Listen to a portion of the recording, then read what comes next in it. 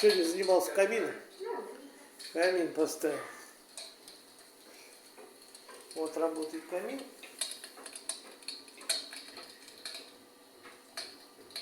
Телевизор. Двумя неделями ранее. Сам портал очень тяжело собирается. Ну, кое-что доработал, сделал. А так очень красиво. Он может греть, как и греть, а может просто декоративно, как декоративная работа.